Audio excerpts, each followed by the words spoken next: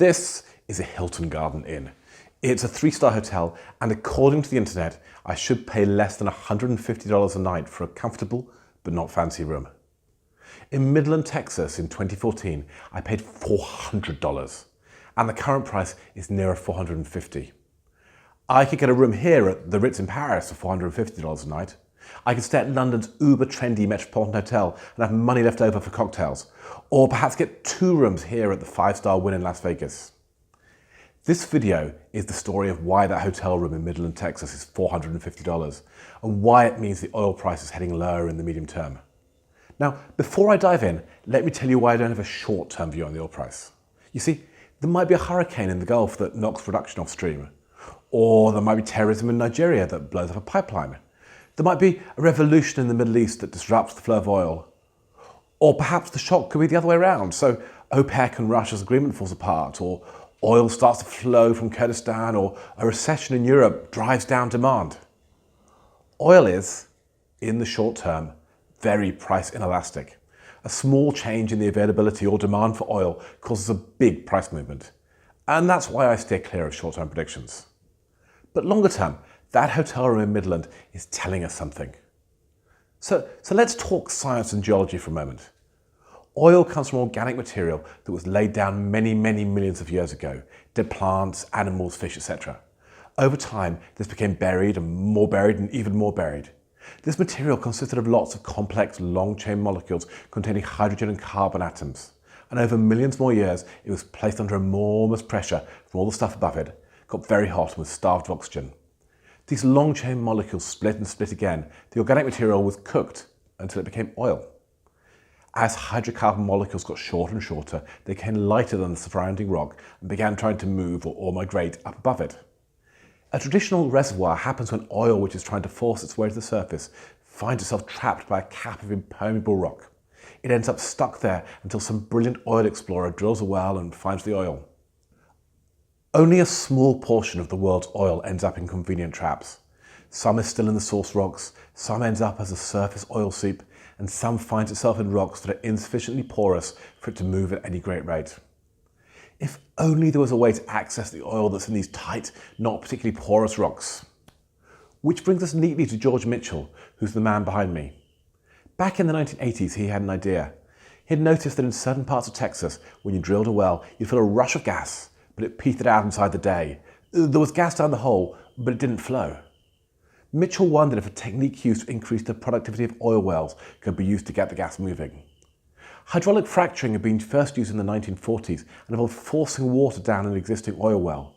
This caused oil to come out more quickly as the pressure of the water fissured the rock underground, opening up new pathways for the oil to flow to the wellbore. His insight was understanding that the gas wouldn't flow because the pores in the rock, the little holes containing the gas, weren't connected. By forcing water down the well, he could connect the pores and get it flowing. It took George Mitchell about 15 years working in the gas-rich shales of the Barnett in Texas before he made this work commercially. But he opened up a new source of gas for the US, and the consequence was that production increased more than 50% in the 12 years since 2005.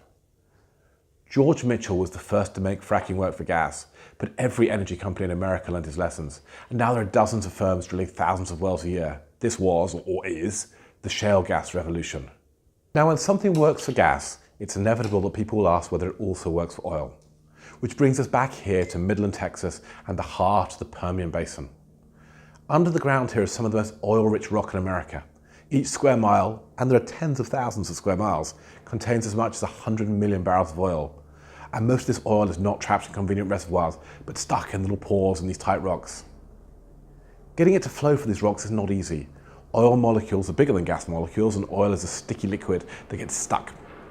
But oil also gets a much higher price than gas, and so the engineers and more adventurous energy companies like Concho or Apache spent the money and learned how to make the Permian Basin flow. They drilled horizontal wells to maximize the amount of contact between the well and the rock. They used new formulations of sand and water down the holes and experimented with ever more powerful pumps. They played and they played to understand what got the oil moving. And these unsung heroes got US oil production moving. Where Concho and Apache led, others followed. Oil production in the Permian Basin rose from under 1 million barrels a day in 2010 to more than 3 million barrels today. And every day the engineers get better at extracting oil from rock. Back in 2012, a new well would produce around 100 barrels of oil a day in its first month. Today it's over 600. Wells are 6 times more productive than they were 6 years ago.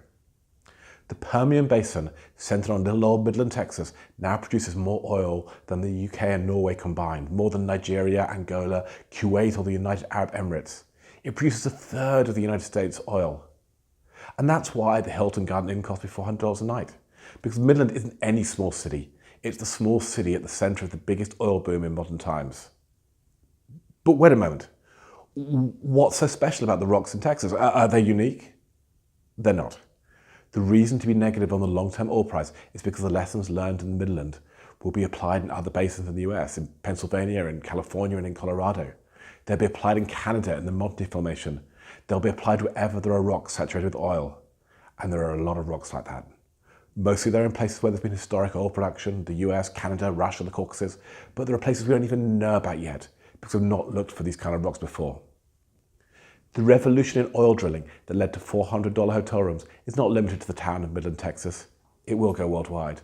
And that means that in the future, oil will not, absent war or natural disasters, spend much time above $100 a barrel. It also means that oil production may no longer be concentrated with a few exporters in the Middle East.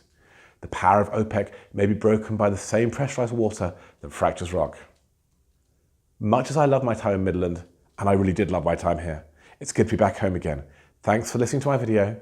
Next week, I'll be looking at the political situation in Italy, its future in the euro, and what the consequences are for investors. Goodbye and see you next week.